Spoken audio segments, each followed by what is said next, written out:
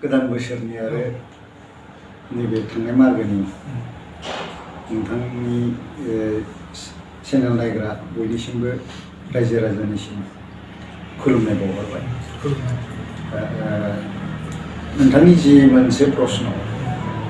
मा सानो बिटिआरनि सिमाया गहपुरसिम बारायगोन बाराया बिनि सायाव मा सानो बे प्रश्नखौ बुंनायनि सिगां बिटिआरआ दिनैनि दिनाव मोनसे गंसे वासार गनाय दंखल बायदि जाय दंखलखौ हाजार नार दै गवा जों गहपुरबासि जाना बेखौ सानो आरो बिटिआर एकर्डजों माबा मोनसे बर'फोरनि हप्स एन्ड एसपिरेशन्सफ्रा अबेबा मोनसे गासिबो नङाबा अबेबा मोनसे फुलफिल जागोन बेखौ आसा खालामजाया बेयाव जेबो गैया। दा बाथ्राया फैदो जोंनि गहपुरसिम बा एबसुनि आरो इउपिपिएलनि नेताफोर प्रमद बर'नि जि दैदेननाय नेताफोर सिमुलगुरिसिम लखिमपुर जिल्लानि सिमुलगुरिसिम बारायगोन गामिखौ सोसननाय जागोन होनना बुंनाय बाथ्राया दा बेखौ ओरैनो साधारन मानसिफ्राथ' खोनासंनो मोजां मोनो खिन्थु प्रेक्टिकेल जाय मिन्थिगौ एकर्डनि लिरनाय कन्डिशन आरो नोंनि एरियानि जि डेमोग्राफिक जि स्ट्राक्चार्स सुबुंफोर थानाय मानसिफोर थानायनि एरियानि जि माने डेमोग्राफिक जि स्ट्राक्चार्सफ्रा बै लिरनाय कन्डिशनजों मिलायोना मिलाया दा रोखा बेयाव जे ओरैबायदि लिरखादों दफायाव जे more than 50% ट्राइबल पपुलेशन गोनां गामि बा एरियाखौसो दाजाबना होनाय जादों। दा बिटिआरनि सानजाहा थानाय जि सिमा बा बिटिसिनि बिटिएडि जिखि बुङा माने सिमा फासनय दैमानिफ्राय लानानै ओरै सानजाहा जि नांजाबना थानाय माने एरिया बेसेबांबा गुवार बेसेबांबा गोलाव बेयाव खुनु पइन्टे बे क्राइटेरियाखौ 50% more than 50% ट्राइबल पपुलेशननि क्राइटेरियाखौ फुलफिल जाया। देन हाउ इज इट पसिबल लिरनायाथ' दंथारो बेखौथ' प्रमद बर'आ गावनो सहि होनाय गावनो कन्डिशनखौ मानिनानै होनाय बे मोनसे क्राइटेरिया दा बै कन्डिशनखौ फिलआप जायोब्लासो जेसेबां बुंदों बेसिम फैगोन। दा बिदि खुनु माबा स्टेटासआनो गैया आरो दा बिनि थाखायनो बे ओरैनो जोंनि सनितपुर आरो बिश्वनाथ जिल्लानि बर' रायजो राजाफोरखौ सम सम माने राजनितिक बेफार खालामनो थाखाय मोनसे इस्यु खालामना दोननाय जादों जेरै आसाम एकर्डआव माने बेबायदिनो मोननैसो दफाखौ लानानै इलेक्सन फैबा बेखौ खिन्था मोनसे इलेक्शननि बेफार खालामो आरो बे बिटिआर एकर्डनि एरिया एक्सटेनसननि बाथ्रायाबो जोंनि मेनलि सनितपुर आरो बिश्वनाथनि बर' रायजो राजाफोरखौ राजनितिक गेलेनो थाखाय मोनसे माने चिप मोनसे माने इस्यु खालामना दोननायनि अनगायै जेबो नङा। जे एकर्डखौ बा मोनसे सेटआपखौ डेनाउन्स खालामनाया सोरबा सासे बेक्तिया बुंबा जानाय नङा सोरबा लिडारा बुंबा जानाय नङा बिनि माखासे माने जि प्रसेस मावनांगौ जायगाया पार्लियामेन्टआवसो जुदि बिटिसिखौ डेनाउन्स जाबाय होननानै माने बुंदोंब्ला आंथ' बेखौ बुंगोन माने गियान गैजोबा नामा माने बिदिसो बुंनांगोन आरो बे सम्पुर्ण बेनाव माने गियान गैजोबा गोदो बिटिसि एकर्ड जानायनि सिगां बिएसिखौ डेनाउन्स खालामदोंमोन आरो बे बिएसिआव जादोंमोन एसेम्ब्लियाव डेनाउन्स खालामदों कमप्लिटलि सावरायनायनि सिगां बिनि उनावसो बिटिसि एकर्ड जाहैदों। दिनै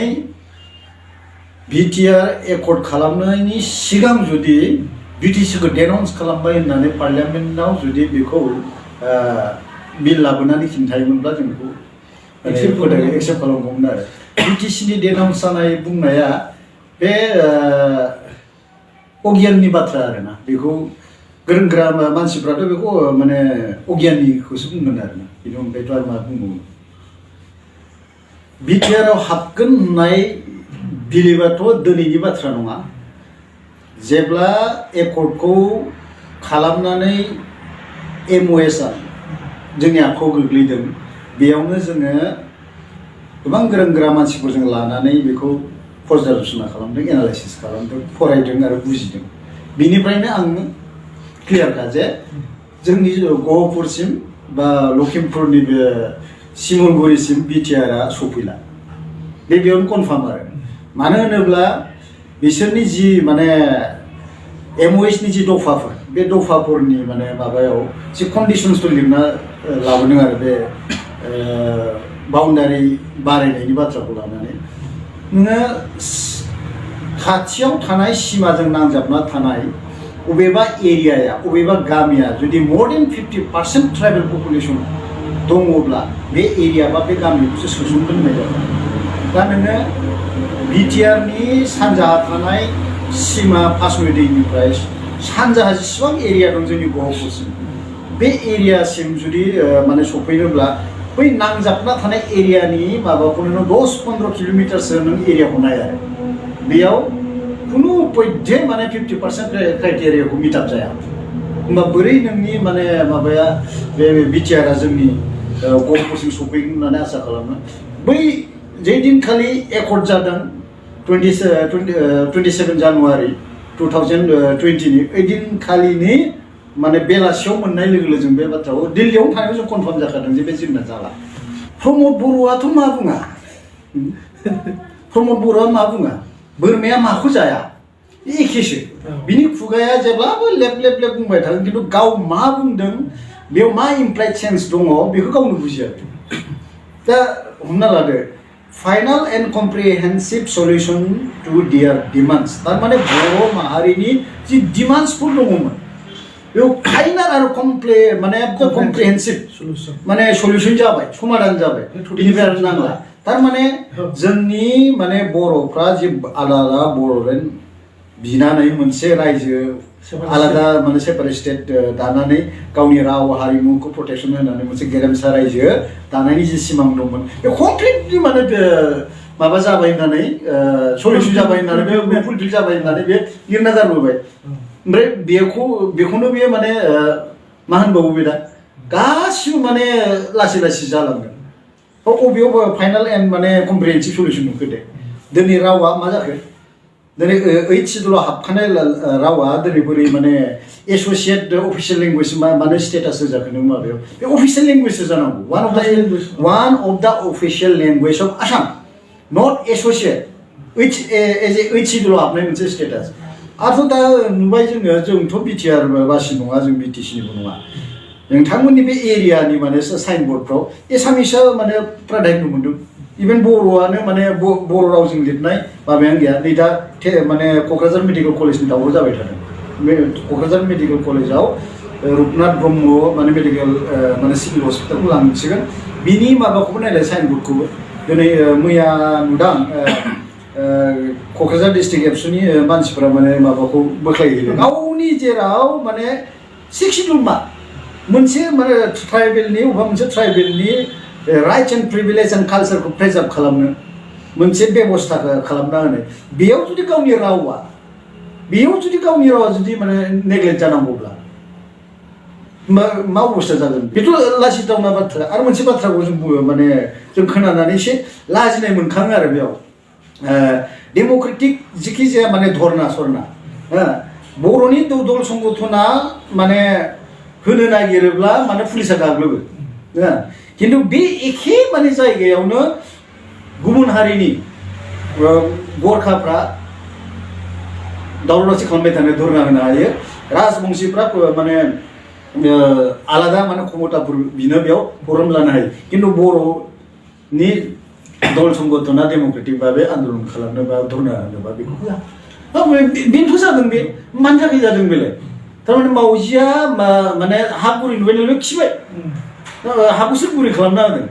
बे राजनेताफ्रा प्रमद एन्ड हिज कम्पानिया जा माने माबाजों दिसपुरजों जि मिलायनानै माने गोदोना गोबालायनानै सरकार सलायबाय थादों गारि थांहां थांसै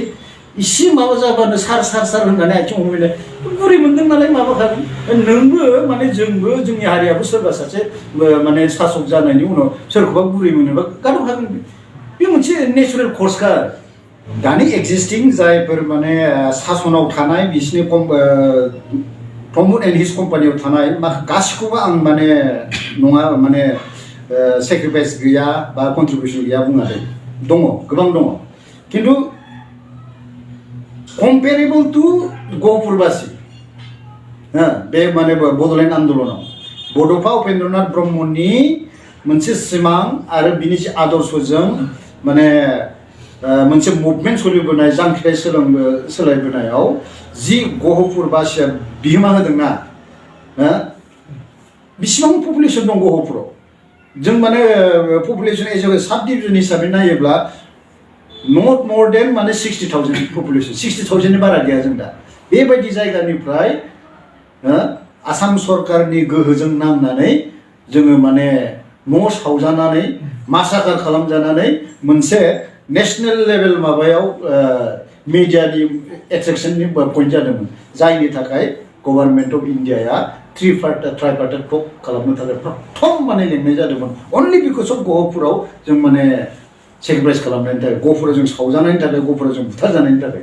बैसिम समान कन्ट्रिबिउसन खिन्थु दिनै रावहाबो गैया दै प्रमदाथ' गैया बे मोजां सोंलु जे बे ड्राफ्टखौ खालामनाय समाव जोंनि बर'नि मेलेमजिबि आरो सिभिल ससाइटिजों कन्साल्ट खालामदोंना खालामाखै जे नैबे दफायाव माने जों एग्रि खालामनो जानोसै बे बाथ्राया एकदमबारे कम्पालसरिमोन आरो मानो होनबा बिटिसि एकर्ड समावबो बेखौ खालामनाय जादों मा माने मोनबोदों नैबेखौ माने एग्रि पइन्ट्सफोरखौ लायै इन्टेलेक्सुवेल्स माने ओमफ्राय सिभिल ससाइटिजों माने एक्सेप्टेड जाजोबदोंमोन आरो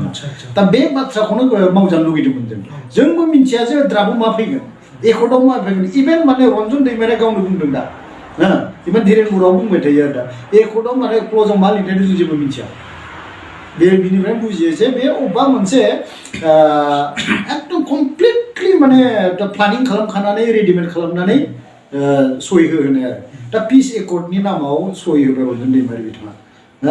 रन्जन दैमारिया पिस एकर्डआव सहि होनाय माने बियो मोनसे जेनेरेल एमनेस्टि मोननांसिगौ सारि सुक्ति थारमाने बिसोरो माने माबाखौ गारबाय गावसिनि जि अरिजिनेल जि डिमान्डमोन बे सभारेन मोनसे बड'लेण्ड सभारेन खौ गारबाय नालाय बिसोरनि थाखाय मोनसे माने जेनेरेल एमनेस्टि होनांसिगौ दे बिसोर भुल बुजि माने मानिना लाबाय गावसिनि डिमान्डखौ उठायना लाबाय बेनिखायनो सरकाराव मोनसे दायित्व दंमोन जे बिसोरनि जेसेबां केस दं इन्डिभिडुवेलि बिसोरखौ जेनेरेल एमनेस्टिनि गेजेरजों बिसोरखौ उदां खालामनांगौमोन बेखौबो माने क्ल'जआव लाबोनो हायाखिसै बिसोरो ओमफ्राय हयथ' प्रमदआ बा माने आसाम सरकारनि माखासे एजेन्टआ जेलाव थांनानै बेखौ थगायदों जे जेनेरेल एमनेस्टिबो होनाय जासिगोन आरो माने नोंखौ हगारनाय जासिगोन ओमफ्राय गासिबो दल संगठना एग्रि जाजोब्बाय होननानै नैबे माने एकर्डनि थाखाय बिदि बुंबाय नालाय बे माने बेनिखायनो बियो बुंनाबो लादों जे आं हले जेबो मिथिया दै दिल्लीयाव आं हले जेबो मिथिया दै नोंसोरखौ फोथायनानै एबसुखौ मेनलि प्रमदखौ नोंसोरखौ एबसुखौ फोथायनानै आं दिनै माबा होनो फैबाय साइन होनो फैबाय एकदम बुंखाथारदों आरो मानोना ओमफ्राय बे बाथ्राखौ माने उरखाव गोरा ब्रह्म बिथाङा एकर्डनि उनाव फैनानै जेब्ला भिक्ट'रि सेरिमनि खालामफैयो बराय जाफैयो बेयाव गावनो लेक्सारावबो बुंना लाखादों जे माने रन्जन दैमारिखौबो माने धन्यबाद होनांगोन मानो होनोब्ला गासिबो रायजो राजा दल संगठनखौ नुनानै बिथाङा फोथायना मेगन मिसिबनानै माने माबा होनाय जादों होखांनायनि उनाव जेब्लाबो सार्कुल बयनिबो आखाइ माने फैबाय माने माबाया एमअएसआ होमबासो नुबाय ना जेनेरेल एमनेस्टि ना मा जेबो गैया दा बेफोरो आनफर्चुनेट आरो बेखौ ड्राफ्ट खालामखांनायनि उनाव अबे पइन्टखौ एग्रिड जाखो बिसोरो रायजो राजा कमप्लिटलि नङाबाबो एटलिस्ट गोरों सेक्सननि मानसिफोरखौ माने बर' इन्टेलेक्सुवेल्स रिटायार्ड आइएएस रिटायार्ड आइपिएस अफिसार्सफोर दङ बिसोरजों रायज्लायनानै कनसाल्ट खालामनांगौनि प्रयजन दंथारो होननानै जों सानो आरो बेनिखायनो बे एकदमबारे भुल जाबाय आरो बे ब्लान्डार आरो बे एकर्डआ ओरैबायदि एकर्ड बेखौ बुंनांगोन दा दिनैनि तारिखाव जेरै गंसे माने टिउबवेला दंखला वासार गयोब्ला माने नारबाबो दै गवा थिग बेबायदि बिटिआर एकर्डनि दहाय लानानै सोरबा रन्जन दैमारिखौ बरननो नागिरबाबो बेबो गनाय नङा आरो जुदि बेजोंनो बर'नि हप्स एन्ड एसपाइरेशन्सआ फुलफिल जागोन होननानै जुदि आसा खालामना दङबा बेबो बै वासार गनाय टिपकल बायदि दै गनाय नङा आरो गबिन्द बसुमतारिया जुदि प्रमदनो बिदि चान्स होआमोनब्ला मानो होनोबा रन्जन दैमारियाथ' जेलाव दं रन्जन दैमारिया जेलाव दं बाहेरायावसो दं फार्स्ट नेता हिसाबै गबिन्द ओमफ्राय धीरेनखौथ' बिसोरो एरख'खाबायानोसै धीरेनखौ बेसेबांबा गोबाव समनिफ्रायनो नाफात्ता खालामबोदों फर्मेलि बिसोर अर्गेनाइजेसनजों माने एरख'नायनि सिगांनि बेसेबांबा गोबावनिफ्रायनो नाफात्ता खालामबोदों बेखौ आं मिथिथारगौ होमबा प्रमदखौ आग बारायनानै लाबोहोनाया सोरनि गोरोन्थि दा बे माने कमप्लिटलि माने गबिन्द बसुमतारी बेखौ दायित्व लानांगोन आरो बेखौ बिनि बे दायनिफ्राय बे गनाय नङा आरो बेखौ बे उननि जेनेरेसनाबो बिनियानो जा बिनि फिसा फिसौआनो जा बिनि 34 इयार्स नांनायनि जि माने माबाखौ जुदि फिथाइखौ जुदि माने मालाबा जुदि सारिजारि खालामना नायोबा बे भुला अबाव थागोन आरो लास्ट फाइनाल भुलखौ सोर मारिखो होनना बुङोब्ला सोर खालामगोन होनना बुङोब्ला गबिन्द बसुमतारीनाव थांगोन आरो बे हाथवा हा रायजोनि थाखाय जाथिनि थाखाय गावनि केरियार गावनि नखर गावनि जिउ गावनि सम्पति गावनि बिसि फिसा गासिबो त्याग खालामना फैबाय रायजोनि थाखाय दिनै खैफोदाव गोग्लैनानै मानसिया माने आखराव गोग्लैनानै जेल जानांबाय बेयावबो नखरासो नायनांगौ आरो बेल' बाथ्रा बुङाखै ना बे गावनि केडार्सफोरखौनो गावखौ माने बेंनानै थाग्रा गावनि कमरेड्सफोरखौनो गावनि केडार्सफोरखौनो 4 लाख थाखानि थाखाय नाङाखैबा मानि थाखाय नांदोंमोन होननानै प्रश्न खालामनायाथ' बेनो खालामदों मोनसे समाव बर'नि जारिमिनाव मस्ट हेटेड जुदि मानसि बयजोंबो मुगैजाग्रा मानसि हिसाबै जुदि जखा सुनायोब्ला प्रमद आरो गबिन्द दै एखे लेभेलनि जागोन मोनसे समाव आरो